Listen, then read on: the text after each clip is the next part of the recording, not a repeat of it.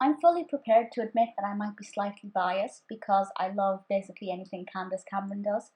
But I do think when she gets together with Hallmark, absolute magic is created, and I thoroughly, really, truly loved Christmas Under Wraps. One of the reasons for that, well, I guess the primary reason is Candace Cameron, that's why I chose this film specifically.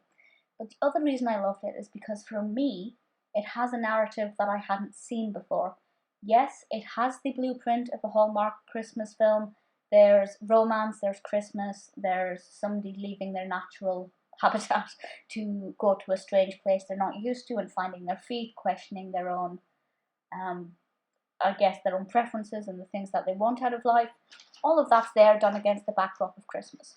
However, our protagonist is different to any other that I have personally seen because of her profession. And I will talk about that in a moment, but there won't be any other spoilers. So this one was actually released in 2014, directed by Peter Sullivan, and stars, of course, Candace Cameron. And she plays Lauren Brunell, who is a surgeon. She has been going through medical school and training, and she's finally ready to take up a position that she wants, but unfortunately things don't go her way, and she gets a fellowship in Alaska, which is very different to the kind of place she's used to living in. And she goes to Alaska. It's a very small town, and she is the only doctor in this little hospital, and it's a tiny hospital. To me, it's more of a GP surgery with beds, I guess. And the fact that she is a doctor, she is a surgeon, she is a medical professional, I have not personally ever seen a Christmas film with that kind of protagonist. So straight away from me, sorry, it's worth also pointing out that I'm obsessed with, I guess, medicine and medical science. I love reading Grey's Anatomy and, you know, books written by professionals who work in hospitals and laboratories.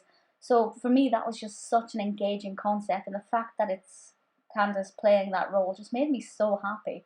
She's really likable. There are a couple of times where you want to kind of shake her and tell her to wake up. There's a particular scene with an animal. I won't say what kind of animal because it'll give it away.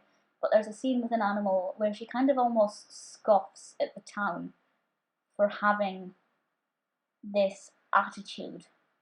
And I thought that was a bit harsh and a bit nasty. Just because it's something that she wasn't used to doesn't mean it's a bad thing. However, we do get some great character development, and I do like the way that her story goes. Right until the last minute, maybe the last 10 minutes, I'll be fair, I actually didn't know which direction this was going to take. Now, it's a Hallmark film.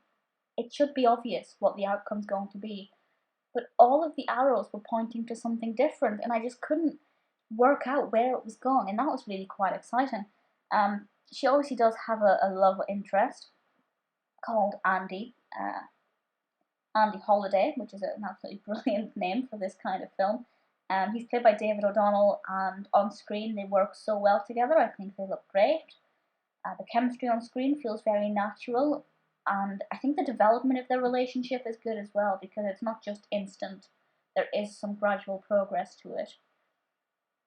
Another character who I absolutely loved is Frank Holliday, who is he's Andy's father.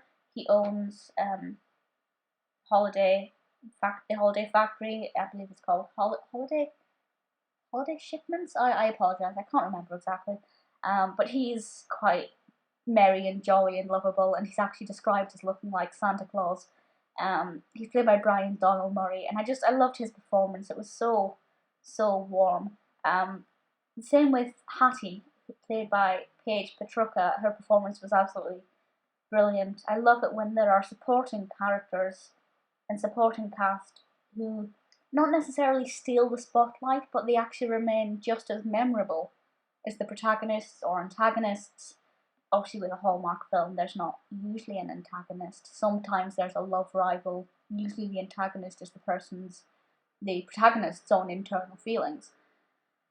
Honestly, it's an absolutely brilliant film. It has a score of 6.5 out of 10 on IMDb, which is pretty standard, reasonable score for a Hallmark film, or for pretty much any film, to be honest. That's decent.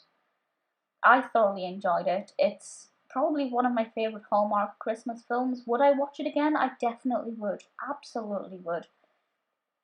As I said at the beginning, I do admit that there will be some kind of biased judgment, or I suppose lack thereof, because I do love Candace Cameron.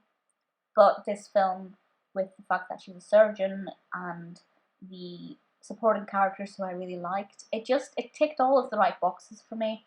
It's not the most festive film in the world. It doesn't have, that much festive decor or too many Christmas songs. It's just still really heartwarming, and I love it. I really did thoroughly enjoy it, and I would recommend it. And I think it's probably my second favourite Candace Cameron Hallmark film, I think. Either way, Christmas Under Wraps is brilliant.